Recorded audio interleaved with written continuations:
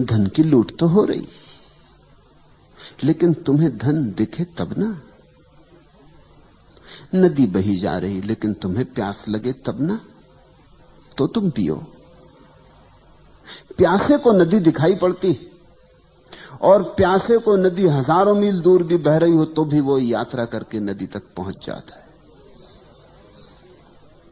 और गैर प्यासे के सामने, घर के सामने से बहती हो गंगा तो भी दिखाई नहीं पड़ती। ख्याल रखना, तुम्हें वही दिखाई पड़ता है जिसकी तुम खोज कर रहे हो। जिसे तुम देखने निकले हो वही दिखाई पड़ता है। कहते हैं चमार जब रास्ते पर चलते लोगों को देखता है तो उसे सिर्फ लोगों के जूते दिखाई पड़ते, सिर्फ जूते दिखाई पड़ते हैं। जूते ही खोजने चला है, जूतों से हिसाब लगाता रहता है। जूता देख के पहचान लेता है चमार, करीब करीब तुम्हारे जूते से तुम्हारी पूरी आत्मकथा पहचान लेता है। जूते की खस्ता हालत बता देती है कि शायद हार गए चुनाव में इस बार। जूते पे चमक, दर्पण जैसी चमक दिखा देती कि मालूम होता जीत गए। जूते की चमक बता देती है कि जेब गर्म है कि ठंडी। जूते की हालत बता देती है कि बुलाए, तुम्हारे साथ मेहनत करे कि गुजर जाने दे। जूते की हालत बता देती है कि भैया गुजर ही जाओ तो अच्छा, कहीं और ही चले जाओ तो अच्छा, यहां ना लौट आना, नहीं तो उधारी करोगे। चम्हार जूते को देखता है। चम्हार जूता देखने को ही बैठा है, उसकी नजर वहां लगी। दर्जी तुम्हारे कपड़े देखता है, दर्जी तुम्हें नहीं देखता, तुम्हारे कपड़े ही दिखाई पड़ते। तुम जो खोजने निकले हो वही तुम्हें दिखाई पड़ता है। इस सत्य को खूब गहराई में पकड़ो। वही रास्ता, वही सड़क, वही बाजार, तुम अलग अलग बार निकले हो और तुम्हें अलग अलग दुकानें वहां दिखाई पड़ी। तुमने कभी सोचा? जीवन के छोटे छोटे तथ्यों पर विचार करो और वहां से बड़े तथ्यों की पकड़ आएगी। जब तुम भूखे होते हो तो भोजनालय और रेस्तरां और होटल यही दिखाई पड़ते। उपवास करके एक दिन जाओ बाजार में और तुम पाओगे अरे इतने रेस्तरां हैं, इतनी होटलें, इतनी दुकानों पर भोजन बिक रहा है, ये तुम्हें कभी ख्याल में ना आया था। तुम भरे पेट निकले थे, ख्याल में आने का कोई कारण न था। फिर एक दिन भरे पेट जाओ, फिर वो दिखाई ना पड़ेंगे। जिसकी काम वासना पीड़ित है उसे रास्ते पर पुरुष नहीं दिखाई पड़ेंगे, स्त्रियां दिखाई पड़ेंगी। उसे पुरुष छूट ही जाएंगे, पुरुषों को वो मद्देनजर कर जाएगा। वो गुजरेंगे जरूर लेकिन उनकी कोई छाप ना बनेगी। लेकिन जिसकी काम वासना तृप्त है उसे स्त्री पुरुषों से कोई भेद नहीं पड़ेगा। और जो काम वासना के पार जा चुका है उसे तो यह भी भेद करना मुश्किल हो जाएगा कि कौन स्त्री है कौन पुरुष है। स्त्री पुरुष का भेद तुम तभी तक करते हो जब तक तुम्हारे भीतर तलाश है, तुम्हारे भीतर वासना प्रदीप्त है। नहीं तो कौन चिंता करता है? तुमने ख्याल किया? तुम वही देखते हो जो तुम खोज रहे हो। तो पलटू तो कहते हैं कि भागवत धन की लूट हो रही, ये सामने ढेरी लगी है, लूट सको तो लूट लो। खड़े खड़े क्या देख रहे हो? पलटू कहते।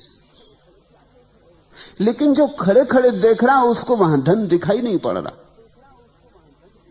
उसे वहां कुछ भी दिखाई नहीं पड़ रहा है।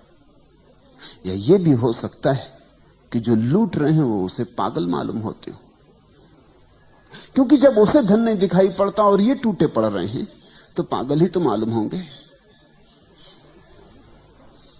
ये किस चीज पर टूटे पड़ रहे हैं? यहां कुछ भी तो नहीं है। उसे लगेगा ये सब मन की कल्पना के जाल में पड़ गए। ऐसी तो होता है, तुम यहां बैठे हो, जो लोग यहां नहीं है वो तुम्हें पागल समझते, वो पागल समझेंगे ही। वो कहेंगे किस कल्पनाओं में पड़े हो। अरे यथार्थ जगत को देखो, किस सम्मोहन में उलझ गए हो, किसकी बातों में उलझ गए हो। ये सब बातें हैं, इनमें मत उलझ जाना, नहीं तो घर गृहस्थी खराब हो जाएगी। बाल बच्चों को देखो, पत्नी को देखो, परिवार को देखो, अपने कर्तव्य का ध्यान रखो, यथार्थ को देखो। ये किन बातों में पड़े हो? इतना समय दुकान पर लगाओ, बाजार में लगाओ, कुछ कमाओ। कमाई हाथ में आएगी तो कुछ काम आएगी। ये धर्म चर्चा, तत्व चर्चा, ये किस काम में आएगी? इसकी रोटी बनाओगे कि कपड़े बनाओगे, किससे छप्पर बनाओगे? इससे बच्चों का पेट नहीं भरेगा और न पत्नी के लिए साड़ी खरीद सकोगे। किस झंझट में पड़ गए हो? लोग तुम्हें समझाते हैं, लोग तुम्हें कहते होंगे अभी भी लौट आओ, अभी ज्यादा नहीं गए हो, नहीं फिर पीछे लौटना मुश्किल हो जाएगा, कहीं ज्यादा मत उतर जाना इसमें, होश हवास ना खो देना, औरों ने खो दिया है। उनकी बात भी ठीक तो है, उनकी तरफ से ठीक ही है। अब यहां लोग मेरे पास आए हैं, दूर दूर से आए, कोई जापान से है, कोई जर्मनी से है, कोई ईरान से है, कोई इथोपिया से है, कोई अमेरिका से है, कोई स्वीडन से आया है, कोई इंग्लैंड से है, कोई इटली से है। दूर दूर से लोग आए, करीब करीब जमीन के हर तरफ से लोग यहां मौजूद हैं, सिर्फ चीन और रूस को छोड़ के, क्योंकि वहां से आ नहीं सकते। लेकिन मेरे पड़ोसी भी हैं यहां पूना में, वो नहीं आए। वो समझते हैं सब पागल हो गए हैं, इनका दिमाग खराब हो गया है। और उनकी बात में भी सच्चाई है, उनकी तरफ से सच्चाई है। उनको यहां कुछ दिखाई नहीं पड़ता, यहां धन लुट ही नहीं रहा है। धन तो वे कमा रहे हैं, तुम तो यहां बैठे बैठे धीरे धीरे निर्धन हो जाओगे। तुम्हें लग रहा है कि तुम धन लूट रहे हो, तो एक बात समझो, धन और धन भी तो देखना पड़ता है। जिन्हें बाहर की वस्तुओं में धन दिखाई पड़ता, उन्हें भीतर की वस्तुओं में धन नहीं दिखाई पड़ता। जिन्हें भीतर की वस्तुओं में धन दिखाई पड़ जाता, उन्हें बाहर की वस्तुओं में धन नहीं दिखाई पड़ता। बुद्ध ने अपना राजमहल छोड़ा तो उनके सारथी ने, जब उन्हें छोड़ने गया जंगल में, उसने उनके पैर पकड़ लिए। सारथी ने, बूढ़ा सारथी, बचपन से बुद्ध को रथ पर घुमाया किया है, बचपन से बुद्ध को बढ़ते हुए देखा है, उसका भी बेटे जैसा लगाव है बुद्ध से।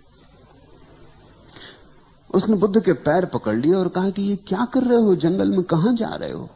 इस महल को छोड़कर, इस संगमरमरी महल को छोड़कर, उस सुंदर यशोधरा को, तुम्हारी पत्नी को छोड़कर, उस नए नए पैदा हुए बेटे राहुल को छोड़कर, अपने बूढ़े बाप को छोड़कर तुम जा कहां रहे हो? तुम बूढ़े बाप के हाथ की लकड़ी हो, और ये सुंदर महल और ये सारा वैभव जंगल में मिलेगा क्या? तुम मुझसे पूछो, मुझ बूढ़े से पूछो, मैं जंगलों में खूब भटका हूं, वहां कुछ भी नहीं है। और दुनिया तो महलों की तरफ जाना चाहती। तुम्हारा दिमाग ठीक है, तुम महल से छोड़ के जा रहे हो। कौन नहीं जो राजा ना होना चाहे, और तुम राजा होना तुम्हारे हाथ में, और छोड़ के जा रहे हो। वो बूढ़ा रोने लगा। उसकी बात भी तो ठीक है, उस बूढ़े को जंगलों में कुछ भी नहीं दिखाई पड़ता, उसे सब महल में दिखाई पड़ता है। गरीब आदमी का धन महल में मालूम होता है। ये तो कभी किसी अमीर को समझ में आता है कि महल में कुछ भी नहीं। ये तो किसी अमीर के अनुभव में बात उतरती कि यहां कुछ भी नहीं, क्योंकि देख लिया, कुछ पाया नहीं। शोरगुल तो बहुत है, सार बिल्कुल नहीं। बुद्ध हंसने लगे। उन्होंने कहा, तू तेरी तरफ से ठीक कहता है, लेकिन मेरी तरफ से वहां कुछ भी नहीं। वहां से मैं देख के आ रहा हूं। तू तो बाहर बाहर था बूढ़े, तू तो सारथी ही था। मैं भीतर रह के आ रहा हूं, वहां कुछ भी नहीं। और जिन्हें तू महल कहता है, सुंदर आलीशान वैभव से भरे संगमरमर के, उन्हें मैं केवल लपटों में जलता हुआ देख रहा हूं। मुझे जल्दी दूर निकल जाने दे, इसके पहले कि वो मुझे भी खाक कर दें, क्योंकि वो बहुतों को खाक कर चुके। मेरे पिता के पिता और उनके पिता और उनके पिता, वो सब वहीं खाक हो गए। मुझे भाग जाने दे, वहां लपटें उठ रही। वो बूढ़ा देखता है महल की तरफ, वहां कोई लपटें नहीं। ये बड़ी दृष्टियों का भेद है। और बुद्ध ने जो कहा था ठीक ही कहा था, क्योंकि जंगल में ही मिला। जो धन था, परम धन था, वो एक दिन बैठकर जंगल में ही मिला। वो 6 साल की अथक खोज के बाद एक दिन निरंजना नदी के तट पर बट वृक्ष की छाया में बैठे हुए वो धन बरसा। तो एक अदृश्य धन है तभी तक अदृश्य है जब तक तुम्हारी आंखें बाहर से उलझी। उसी दिन दृश्य हो जाएगा जिस दिन तुम्हारी आंखें बाहर से मुक्त हो गई। दृष्टि की क्रांति चाहिए। तुम पूछते हो, पलटू कहते भागवत धन की लूट हो रही और जो चाहे सो ले। ठीक कहते हैं, 100% ठीक कहते हैं। बस चाहना ही पर्याप्त है लेने के लिए। जो चाहे सो ले, कोई रोक नहीं रहा है। समाधि का धन ऐसा है कि उसे कोई भी रोक नहीं रहा है, तुम्हें कोई बाधा नहीं डाल रहा है। मगर बड़ा मजा है, जिस धन पर बड़ी बाधाएं हैं, जो तुम्हें मिलना एकदम आसान नहीं, उस पर तुम टूटे पड़ रहे हो। और जो मिल भी गया अगर, तो भी कुछ मिलेगा नहीं, उस पर तुम टूटे पड़ रहे हो, उस पर लूट मची। और जो धन कोई भी छीनने को नहीं मालूम हो रहा, और जो धन इतना है कि सभी को मिल जाए तो भी न्यून नहीं होता, उस धन की तरफ तुम जा भी नहीं रहे हो। तुम सब भागे जा रहे हो बाहर की तरफ, और तुम्हारा धन तुम्हारे भीतर है। तुम्हारा धन तुम हो। तुम्हारे होने में, तुम्हारी सत्ता में तुम्हारा धन है। तुम्हारे शून्य में, तुम्हारे मौन में तुम्हारा धन है। तुम्हारे अस्तित्व में समाया है धन। खजाना लेकर तुम आए हो, चाबी भी तुम्हारे पास है, लेकिन इस चाबी को तुम कभी भीतर की तरफ लगाते नहीं, बाहर की तरफ लगाते हो। यही आंखें जो बाहर की तरफ भाग रही, दूर दिशाओं में दौड़ी चली जा रही, यही आंखें लौटकर अपने धन को खोज लेती। यही हाथ जो और सारे संसार को पकड़ते फिर रहे हैं, इन्हीं हाथों में छिपी ऊर्जा भीतर की तरफ लौट के परम धन को संभाल लेती। लेकिन कोई रोकता नहीं, फिर भी तुम उसके प्यासे नहीं हो। तुम अभी संसार से थके नहीं हो। तुम्हें लगता है यहां शायद हो, आज नहीं मिला कल मिले।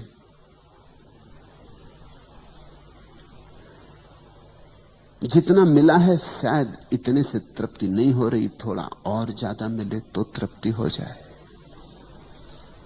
10,000 तुम्हारे पास है तो शायद 10 लाख होंगे तो तृप्ति हो जाएगी। 10 लाख होंगे तो मन कहेगा 10 करोड़ हो जाए तो तृप्ति हो जाएगी।